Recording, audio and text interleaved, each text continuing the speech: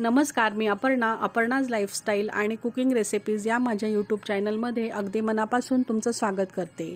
तुमच्या मनातील सर्व चांगल्या इच्छा स्वामी माऊली पूर्ण करोत ही स्वामीचरणी प्रार्थना करते आणि आजच्या व्हिडिओला सुरुवात करते। तर मंडळी, गणेश चतुर्थीच्या आदल्या दिवशी म्हणजेच भाद्रपद शुद्ध तृतीयेला हरतालिका असं म्हणतात। यंदा 26 ऑगस्ट मंगळवार रोजी हरतालिकेचं व्रत हे केलं जाणार आहे। या व्रताची देवता भगवान शिव व माता पार्वती हे आहेत, त्यामुळे हरतालिकेचं व्रत सर्वश्रेष्ठ मानलं जातं।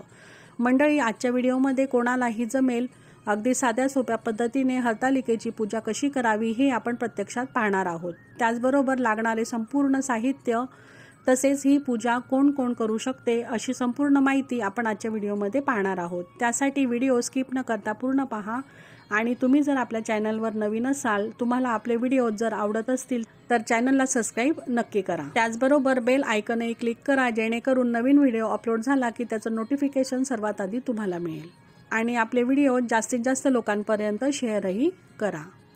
चला तर मग व्हिडिओला सुरुवात करूया। हरतालिकेचं व्रत कोणतीही स्त्री करू शकते। कुमारिका असेल, सौभाग्यवती स्त्रिया किंवा ज्यांचे पती हयात नाहीत त्या महिला सुद्धा हे व्रत करू शकतात। पार्वती मातेनं हे व्रत केलं होतं ते महादेव पती म्हणून मिळावेत यासाठी।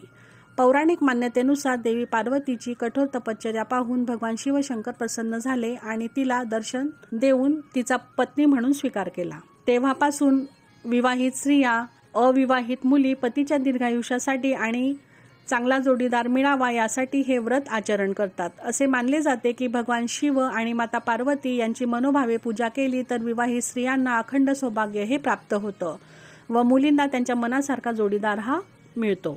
यासाठी हे व्रत केले जाते। तर प्रथम आपण हरतालिका पूजेसाठी लागणारे साहित्य पाहूयात। हरतालिकेच्या पूजेमध्ये सगळ्यात महत्त्वाचं म्हणजे वाळू। या दिवशी वाळूचा महादेव बनवून त्यांची पूजा करणं हे या व्रताचा सर्वात महत्त्वाचा भाग हा मानला जातो। यासाठी वाळू आपण स्वच्छ धुवून घ्यावी। त्याचबरोबर या पत्री देखील महत्त्वाच्या आहेत। फळं झाडं आणि फुलं झाडं, बेल, आगाडा, दुर्वा यांचा समावेश यामध्ये आपण करावा। तसेच 5 प्रकारची फळंही तुम्ही पूजेमध्ये घ्यावीत। महादेवांची पूजा असल्याने बेलपत्र, पांढरी फुलं, विड्याची पानं, आगाडा, दुर्वा, पिवळी फुलं, धोत्र्याचं फूल तसेच हळदी, कुंकू, अक्षदा पूजेमध्ये घ्यायचे आहेत। त्याचप्रमाणे शुद्ध पाणी, पंचामृत, विड्याचं साहित्य, चंदन, भस्म, श्री गणेशांची मूर्ती किंवा तुम्ही सुपारीही घेतली तरीही चालेल। गणपतींसाठी साखर खोबऱ्याचा किंवा गुळ खोबऱ्याचा नैवेद्य घ्यावा आणि वस्त्रमाळही घ्यावी। तसेच दीप, धूप, कापूर आणि इथे आपण महादेवांबरोबर माता पार्वतीची देखील पूजा करणार आहोत, म्हणून ओटीचं संपूर्ण साहित्य आपण घ्यायचं आहे। तसेच दिवे पण आपण तयार करून घ्यावेत।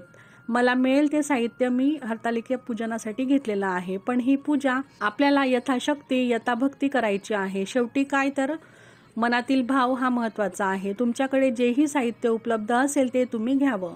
मनातील श्रद्धा ही महत्त्वाची आहे। मनोभावे आपण पूजा केल्याने निश्चितच आपल्याला पूजेचं फळ हे प्राप्त होतं, यात काही शंकाच नाही। तर मंडळी, हरतालिकेच्या दिवशी ब्रह्ममुहूर्तावर उठावे, घरातील स्वच्छता आधी आपण करून घ्यावी, स्नानादी करून स्वच्छ वस्त्र परिधान करावीत। या दिवशी नवीन साडीही तुम्ही परिधान करू शकतात। तसेच साजशृंगारही करावा।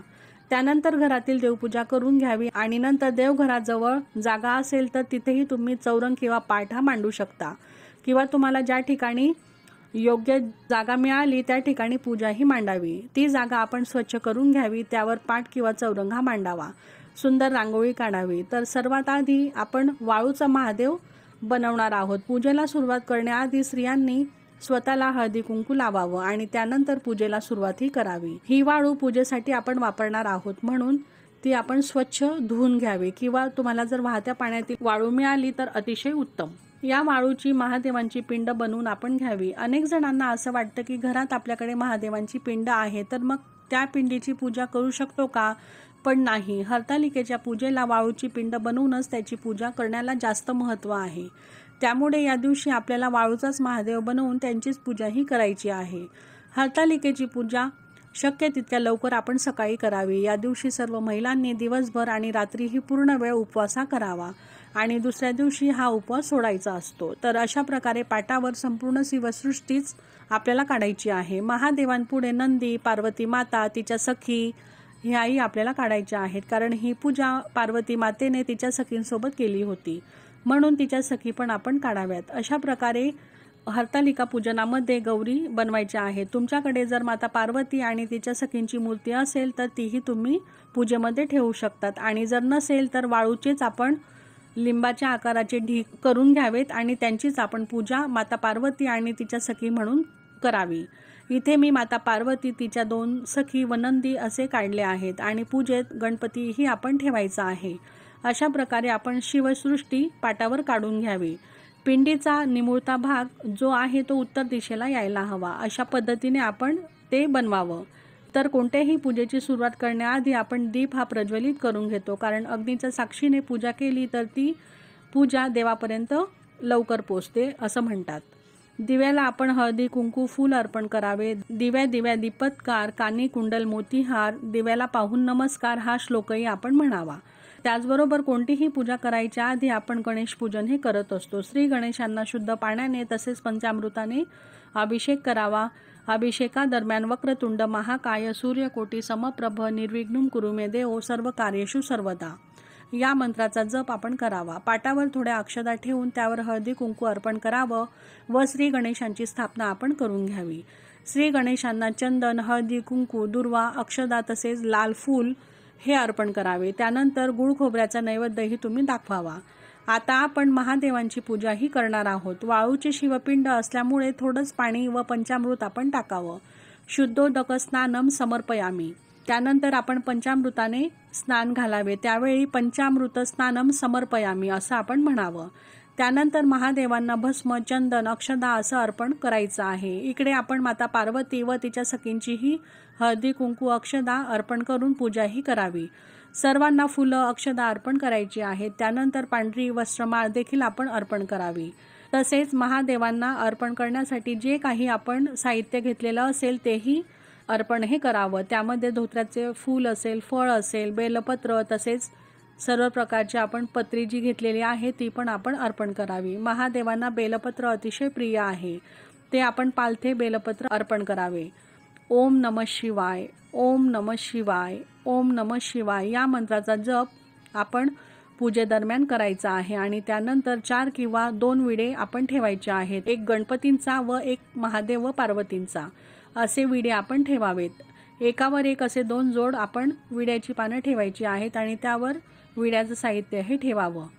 त्यानंतर त्यावर हळदी कुंकू अक्षता फूल हे आपण अर्पण करावं। तसेच माता पार्वतीला सौभाग्य वाणही आपण अर्पण हे करायचे आहे। त्यामध्ये ओटीचं संपूर्ण साहित्य हे घ्यावे। त्यामध्ये बांगड्या, कुंकू, हळद, टिकली, ब्लाऊज पीस असं संपूर्ण साहित्य आपण घ्यावं। अशा प्रकारे ओटीचे साहित्य तुम्हाला बाजारामध्ये इझिली हे अवेलेबल होत असतं। त्यानंतर सर्वात महत्त्वाचं म्हणजे पत्री। या पत्री आपण पिंडीवर अर्पण करायच्या आहेत। जसं की आपण बेलपत्र अर्पण करतो त्याप्रमाणे पत्रीही अर्पण करावी। तुम्हाला नीट दिसावं म्हणून मी ती पत्री स्पर्श करून बाजूलाही ठेवलेली आहे, पण तुम्ही पूजा करताना ती पिंडीवरच आपण ठेवायची आहे। तुम्हाला महादेवांची पिंड नीट दिसावी म्हणून मी ती बाजूला ठेवलेली आहे, पण तुम्ही पत्री ही शिवपिंडीवरच अर्पण करावी। पत्रीमध्ये तुम्ही फुल झाडं, फळ झाडं, दुर्वा, आगाडा, बेल यांचा समावेशही करू शकता। त्यानंतर दीपधूप पंचारती करून घ्यावी, नैवेद्य दाखवावा। त्यात आपण फळे, खोबरे, साखर, दूध असा नैवेद्य घेऊ शकतो। त्यावर आपण 3 वेळा पाणी हे फिरवावे आणि नैवेद्यम समर्पयामी असं म्हणून मनोभावे नमस्कार हा करावा। स्त्रिया असतील तर अखंड सौभाग्य प्राप्त होण्यासाठी आपण महादेवांना प्रार्थनाही करावी आणि मुली असतील तर त्यांनी इच्छित जोडीदार मिळावा यासाठी मनोभावे प्रार्थनाही करावी। पूजा झाल्यावर हरतालिकेची कथाही आपण वाचायची आहे। त्यानंतर महादेवांची तसेच हरतालिकेची आरतीही करावी। हरतालिकेची पूजा करताना उमा महेश्वर देवताभ्यो नमः या मंत्राचा जप आपण करावा। तर मंडळी, अशा प्रकारे हरतालिकेची पूजा अगदी साध्या सोप्या पद्धतीने कशी करावी आणि संपूर्ण साहित्य हे आपण पाहिलेलं आहे। तर कसा वाटला तुम्हाला आजचा व्हिडिओ, आजची माहिती कमेंट करून नक्की सांगा आणि अशाच माहितीपूर्ण व्हिडिओसाठी चॅनलला सबस्क्राईब नक्की करा। तुमचे काही प्रश्न असतील तर ते तुम्ही विचारू शकता।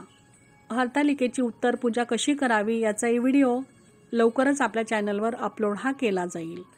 श्री स्वामी समर्थ।